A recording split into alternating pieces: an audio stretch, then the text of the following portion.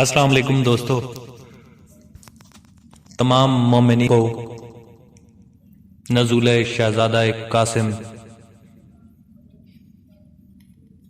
علیہ السلام مبارک ہو۔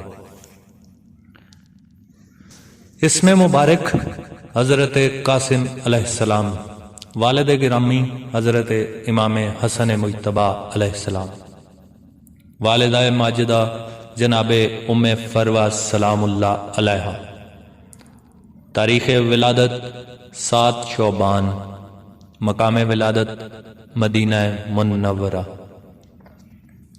مدت حیات 13 سال، جائے شہادت کربلائے معلی۔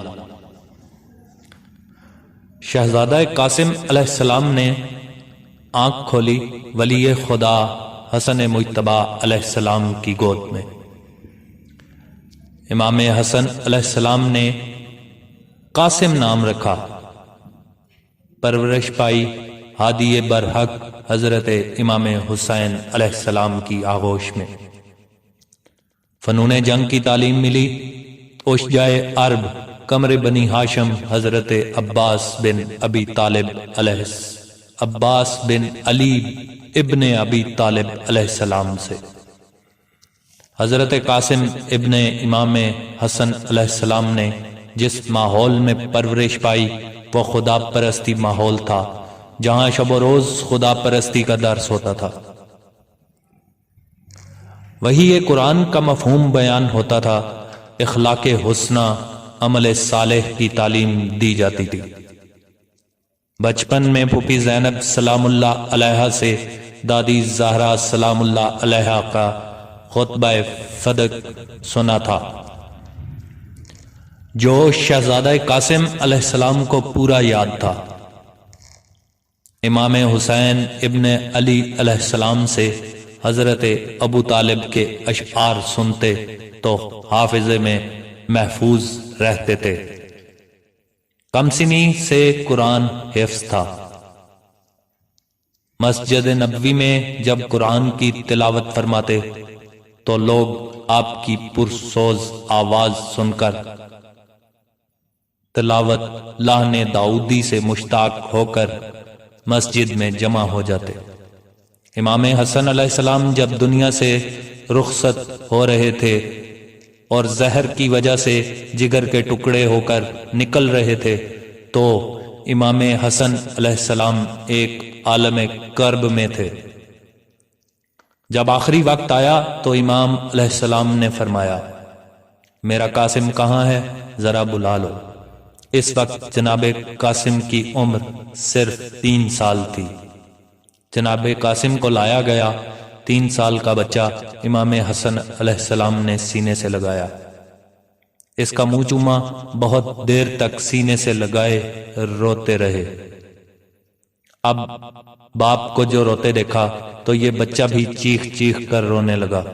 امام حسن علیہ السلام نے خاموش کروایا اور فرمانے لگے، بیٹا قاسم، تم بہت چھوٹے ہو، اس لیے تم سے کچھ نہیں کہنا چاہتا، بس اتنی سی بات بھولنا نہیں، یہ تعویذ تمہارے بازو پر باندھے دیتا ہوں، جب کبھی تمہیں سب سے زیادہ سخت وقت دنیا میں معلوم ہو کہ اس سے زیادہ سخت وقت نہیں آ سکتا تو ذرا اس کو کھول کر دیکھ لینا، اور قاسم کی ماں سے کہنا کہ ذرا اس کا خیال رکھنا یہ گم نہ ہونے پائے۔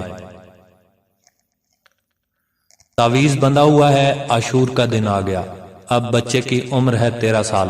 امام حسین علیہ السلام اپنے بھائی امام حسن کے عاشق تھے۔ یہ عام کتابوں میں ہے کہ جب کبھی امام حسن اور امام حسین ایک جگہ بیٹھ جاتے تھے تو امام حسین بڑے بھائی کے سامنے گفتگو نہ کرتے تھے، اتنی بات تھی اور اتنا احترام تھا۔ عاشور کا دن جب آیا تو یہ بچہ کئی دفعہ آیا، کئی بچوں کی لاشیں آ گئیں، جناب زینب کے بچوں کی لاشیں امام حسین علیہ السلام لے آئے، اور بھی 1-2 بچوں کی لاشیں آ گئیں۔ یہ بچہ گھر میں جاتا تھا اور پھر نکلتا تھا اور چچا کے پاس آ جاتا تھا۔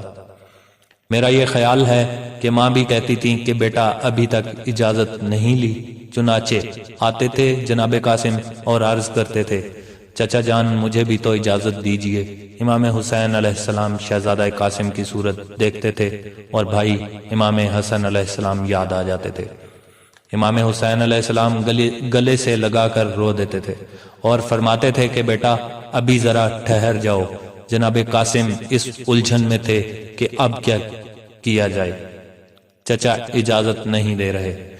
شب عاشور کے واقعات میں سے ایک اہم ترین واقعہ حضرت امام حسین علیہ السلام کا اپنے اصحاب کے سامنے ایک خطبے کا دینا ہے، جس میں آپ نے اپنے اہل بیت اور اصحاب کو واعظ و نصیحت کے علاوہ انہیں رخصت دی کہ وہ جہاں جانا چاہیں چلے جائیں۔